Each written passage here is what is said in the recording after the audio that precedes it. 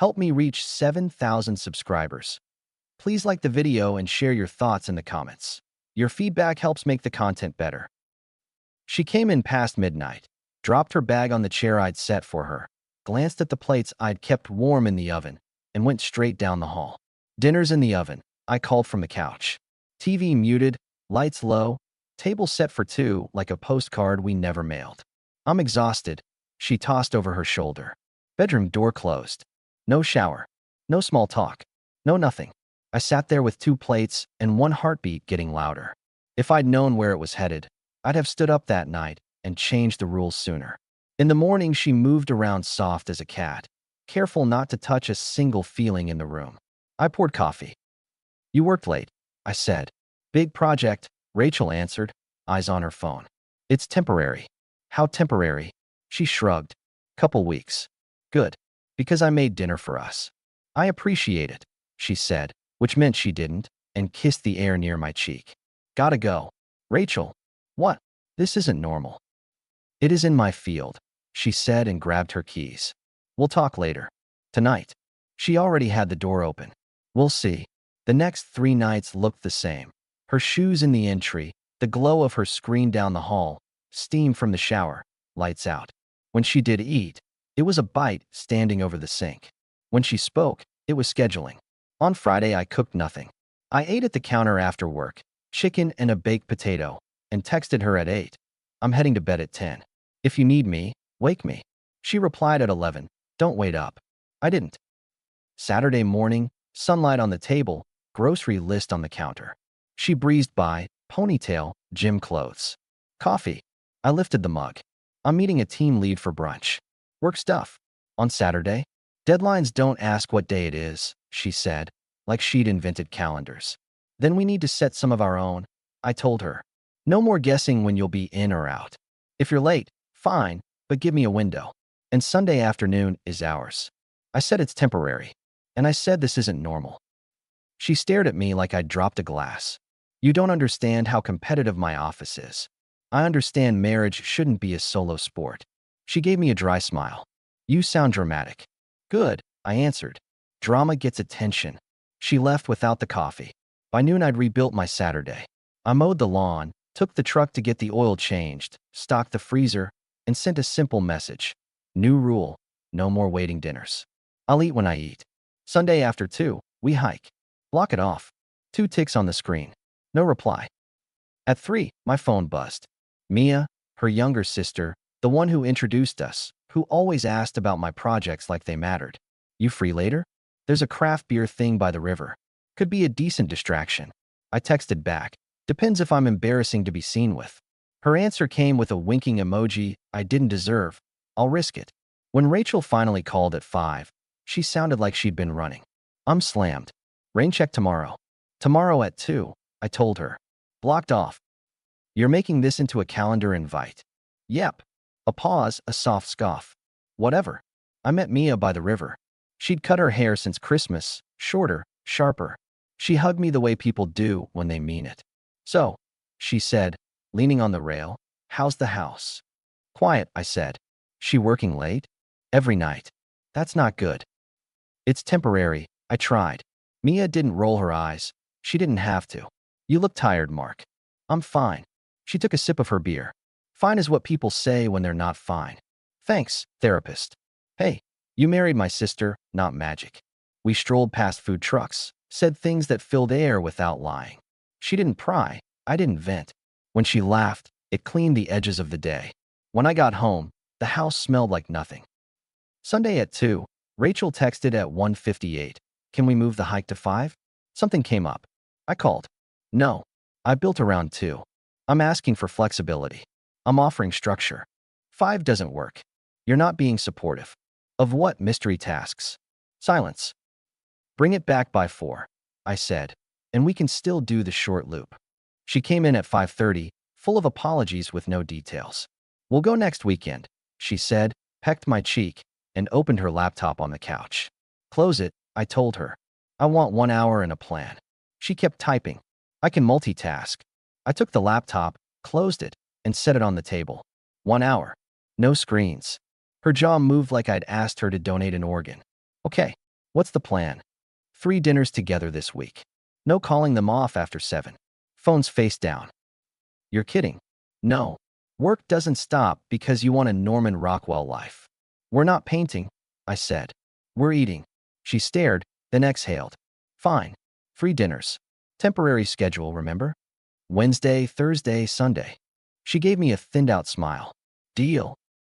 Wednesday, she texted at 6:55, running behind. Start without me. I replied, dinner is at 7. You in or out? No response. I ate at 7. At 9:30, she came in with a neat little box tied with ribbon. Peace offering, she said, placing it on the counter like a trophy. Cupcakes from that place you like. I like you more than I like cupcakes, I told her. She touched my arm. It's just this week. Don't weaponize dinner. Don't minimize respect. I'm trying. Try with actions. She opened the box. Have one. I already ate. You're impossible. And you're late, I said. That's 1. 2 left. She softened. Tomorrow I'll be home by 6. I promise. Thursday at 6:40, she FaceTimed from a cab with 2 blurred faces in the background and music I didn't recognize. Be there in 10, she shouted into the camera. You're at a bar. It's a team mixer. So you are out for dinner. It's networking. Rachel, my line is simple, I said, steady. If you pick them, you're not picking me. That's 2. She rolled her eyes. Stop counting. I am counting. 3 strikes in the game. She hung up. 30 minutes later, she came in smelling like everyone else's jokes. Don't start, she warned, dropping her heels under the table I'd set for us. I'm not starting, I answered. I'm ending tonight. 3rd dinner is Sunday. If you miss it, Sunday isn't the only thing off the table. She looked at me then, actually looked. You're serious. I'm very boring that way. We ate in silence, which felt better than talking just to keep sound on. Friday, the office where I run project teams needed me late. I texted Rachel at 6. I'll be home after 8. She didn't respond. At 8:30, I walked in and found the living room lit. Music low, candles lined up like a truce. She stepped out in a simple dress I hadn't seen in months. You're late, she said, smiling. That's rich, I told her, but I took in the scene. 2 plates. Steak still warm. A bottle open. Her shoulders relaxed in a way that made you think of the person you married, not the one you'd negotiated with all week. I cleared my evening, she said. No laptop. No phone. Why? I asked, and if the words sounded harsher than I meant, fine. Because I heard you. And I miss us, she said. I collected the facts. Fridays were for her crew, Sundays were for me, and now she was changing the script just when I'd laid one down. We ate. We laughed. She leaned on my shoulder on the couch. She put my hand in hers the way she used to, careful and certain. When her phone buzzed, she didn't look. Ignore it, she said, kissing my knuckles. Temporary schedule is ending. Good, I said, and meant it for 20 minutes.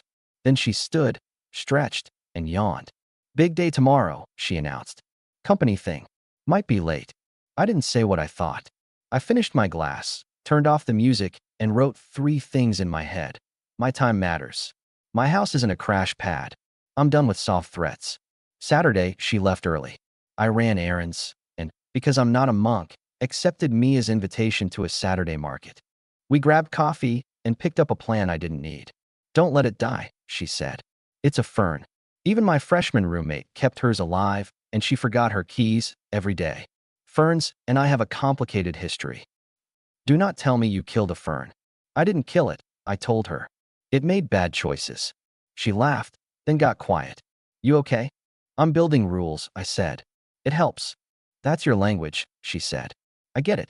At home, I placed the fern by the window, watered it, and wrote the rules down for real. Kitchen whiteboard, black marker. 1. No guessing. Share schedule blocks daily by 3 p.m. 2. 3 joint meals per week. Fixed times. 3. Sunday afternoons or hours.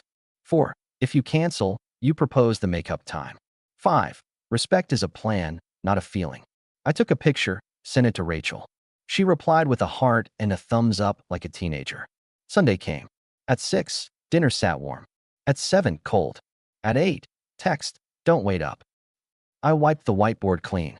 Monday morning, I poured coffee and slid a manila folder across the table. I'm separating the accounts for a while. Bill split is in here. I'll cover the mortgage, you handle utilities. Clean lines. She blinked slowly. You're punishing me. I'm protecting myself from chaos. We're married. I know. That's why I'm doing this. You're being controlling, she said. No, I told her.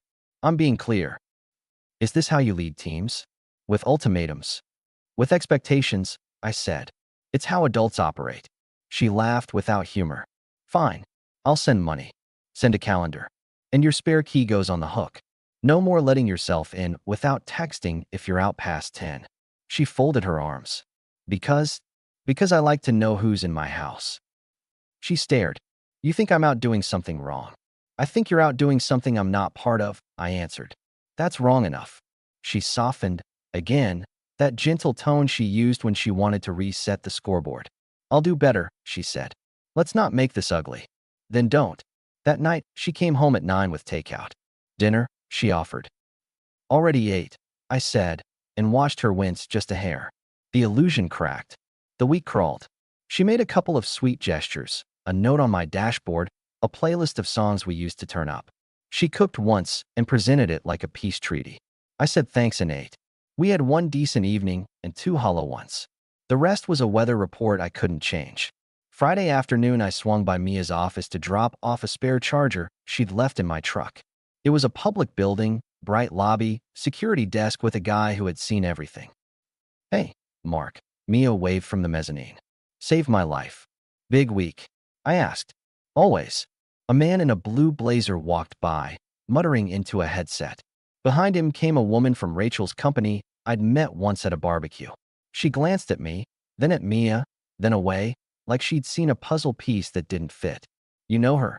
Mia asked, catching my glance. She's from Rachel's office. Huh. Mia's tone said something else. 2 floors up, I heard laughter. A man's voice I didn't know, the kind of laugh people use when they want the room on their side. It was just a building, just noise, and I'm not the guy who goes hunting for things to confirm what he fears. I left without digging. That night, dinner wasn't a plan. I ate an omelet and watched the game. At 10:30, Rachel texted, big company dinner tomorrow. Mandatory. I'll be back late. I replied. Then Sunday morning is coffee and a conversation. Put it on your schedule. She wrote, sure. Saturday at 6, she came out of the bedroom in a dress that reminded me of who I picked. Makeup precise, hair like an ad. She looked great. She looked like she wasn't mine. Where is it? I asked, moving my plate to the sink. Downtown. Harbor House.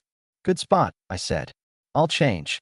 She glanced at me like she hadn't considered I might go. It's a company thing, she said. I'm your husband. I know, she replied, adjusting an earring that didn't need adjusting. It's internal. I do internal, I said.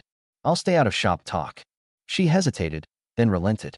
Fine, but it's tight in there. On the drive, she stared out the window. Every block another mile between us. I parked. We walked toward the restaurant. Right before the door, she stopped, turned, and took my hand like a stage direction. Listen, she said, eyes quick on the crowd inside, then back to me. Don't talk to me in there, okay? Please. I don't want you to embarrass me. It hit like a clean cut. No noise, no blood, just separation. She released my hand and went in like nothing had happened, like she hadn't just told her husband to be her shadow while she held court. I stood there with the door half open, wind moving the hems of people's jackets, the hostess glancing past me. I counted to 10 because I do that when I don't trust my first punch. Then I turned, walked back to the car, and drove. On the way, I called Mia. She picked up on the second ring. Everything okay? No, I said. I kept it straight. We were at her company dinner. At the door, she told me not to talk to her so I wouldn't embarrass her. Mia's silence was loud. Then came her breath. Come here, she said. Now. Her apartment was neat without being staged. She opened the door and hugged me like a rope bridge. I sat at her table. I didn't perform. I told the story and left out the parts that would have made me look noble. She said that. Mia asked. To you? At the door. Word for word. Okay, she said, palms flat on the table as if bracing it. Okay. I stared at the little plant on her windowsill, same kind as mine. Right now I hate ferns less than I hate people who treat spouses like accessories. I stood.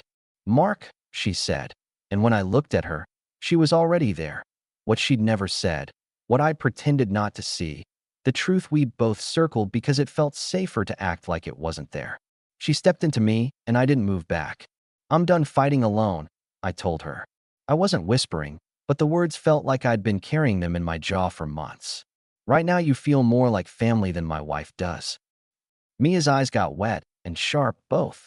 You won't believe it, she answered. But you feel more like home to me than my own sister does. She kissed me. No fireworks. No soundtrack. Just two people who recognized a line when they crossed it and didn't pretend they hadn't. We stood there, arms certain, not because it was flashy, but because it was right enough to stop lying. I left after an hour. On the drive, my phone buzzed. Where are you? Should I call a cab? I parked in Mia's lot, held up the screen. That's what she has for me, I said, a laugh in my throat that didn't reach my cheeks. After that line at the door, what matters is whether I'm her ride. Mia took the phone gently. May I? Please. She typed, smiling like someone who finally says the thing they've practiced in their head, with the one he won't embarrass by being present. She hit send, then put the phone in my hand. Now there's no going back, she said, half terrified, half relieved. Good, I answered. Back was broken anyway. Half an hour later, the screen lit again. Good. I hope you'll handle the paperwork soon. I don't have time for it. My thumbs didn't hesitate, of course. And don't come back to my house. It's too embarrassing for you. She wrote, ship my stuff to my parents. I stared at the message and felt nothing volcanic. Just the engine finally switching off. I drove home, pulled 2 suitcases from the attic, and started packing Rachel's clothes. I wasn't mean, I was efficient. Labeled boxes, clothes, shoes, bathroom, office junk. I set them by the door and made a list for Monday. Call a delivery service to drop them at her folks. Sunday morning, Mia texted, you okay? I replied, better than I should be. She wrote back, good. Eat breakfast. I did. Eggs, toast, a schedule for the week. I changed the locks that afternoon and left her spare on the hook. Habit, not invitation. I unsubscribed her from the grocery list and removed her from the shared location app she never used anyway. No speech. No dramatic post. Just a man running his own life again. Monday at lunch, I told my project lead I needed a couple hours Friday morning. Personal business. He nodded. Adults get it. I booked a meeting with a mediator who helps people end things clean. No courtroom, no fireworks. Just signatures and boxes and a quiet house. Rachel texted twice that week. Once to ask if I'd packed the silver clutch she liked. Once to ask if I'd told her parents. I answered both, yes. Yes. She didn't ask how I was. I didn't offer. Mia kept a clean line. She checked in. She didn't flood me with ideas of picnics or the future. She asked if I'd eaten, if I'd slept, if I needed anything. When I said I was handling it, she said good. When I asked if she was okay, she said she would be. On Thursday, the box service collected the suitcases and drove them to Rachel's parents' house. Her mom texted me thank you. I replied you're welcome. None of us said what we were thinking. Friday morning, I met with the mediator. The room smelled like paper and decisions. By noon, the machine had started. I went back to work and ran a meeting that ended on time. It felt good to get something across a finish line that deserved it. A week later, Rachel moved the last of her stuff out of the hall closet. She didn't come in. She sent a message, picking up the boxes Friday afternoon. Please leave them by the door. I left them there like requested. She didn't ring the bell. Mia and I didn't play house. We met for coffee. We took walks. We talked about things that weren't Rachel. One night, she asked the question people ask when they're trying to be both brave and decent. Are you sure? She said, sitting on my back step after I grilled chicken and overcooked it like a rookie. Yes, I told her. Not because I'm angry. Because respect is either here or it isn't. Once it's gone, it doesn't grow back because you water it with hope. She nodded. I can live with that. So could I? 2 months later, the paperwork was done. I went to the office with a pen. I signed where I was told. I left with a copy. I drove home and put it in a folder I didn't plan to reopen. I called Mia from my truck. It's settled. I'm home, she said. Want company? Yes. She came over with takeout. We ate on the couch like two people who'd earned sitting. After, I took her hand. Let's do this right, I said. Define right, she replied. No sneaking. No hiding. No feeling like we owe anyone a cover story. We tell your parents. We tell mine. We set a date when it suits us. We don't apologize for being happy. Her eyes didn't flinch. Okay, she said. Then we do it right. We told her parents on Sunday. Her dad took off his glasses and cleaned them like he was buying time. Her mom looked at Mia, then at me. This is what you want, her mom asked. Yes, Mia said. I added. I didn't make this decision lightly. No, her mom said, voice tired. You were patient. Maybe too patient. Her dad put his glasses back on. I want my daughters to be happy, he said softly. I wish Rachel had been honest sooner. We invited Rachel. She didn't come. Someone said she was busy. It fit. My buddies had questions I didn't answer, jokes I didn't laugh at. The ones who counted showed up with tools when I decided to rebuild the deck. We ran boards in a straight line and didn't talk about the past tense more than we had to. Mia loved me the way people love when they don't need an audience. She'd touch my shoulder in the kitchen without thinking. She'd send me pictures of ridiculous things in the grocery store that made me laugh out loud at work like an idiot. She took care of the fern when I forgot. I fixed her leaky sink and refused to charge my normal rate. We got married in the fall in a small hall near the lake. No orchestra. Good food. People who meant it. Her parents sat together and smiled like they'd been waiting to exhale. My friend Paul gave a toast that wasn't a performance. He said he was proud of us for doing the hard thing the clean way. Rachel found out through the grapevine. She sent a message I didn't answer. Later I heard she'd been angry, that she'd called Mia names, that she'd said we'd stolen something. I didn't correct the record. The people who mattered had been in the front row and watched us put our names on the thing we were willing to protect. We bought a small ranch house with a yard I actually wanted to mow. We paid for it without asking for anyone's blessing. I kept my truck. Mia bought a sensible SUV. Our Sunday afternoons belonged to us. When we said we'd be somewhere, we were. When we said we needed space, we gave it. Our calendars synced because we wanted them to, not because anyone threatened to walk. Every once in a while, someone from Rachel's old circle would see me at the hardware store and ask, "How's life?" Ordered, I'd say. And good. Do I regret anything? Sure. I regret the time I spent convincing myself that the problem would age out if I just stayed calm enough. I regret not drawing my lines at the first sign that dinners were becoming optional and effort was becoming a negotiation. But I don't regret the exit. I don't regret packing boxes at midnight or changing locks or separating money.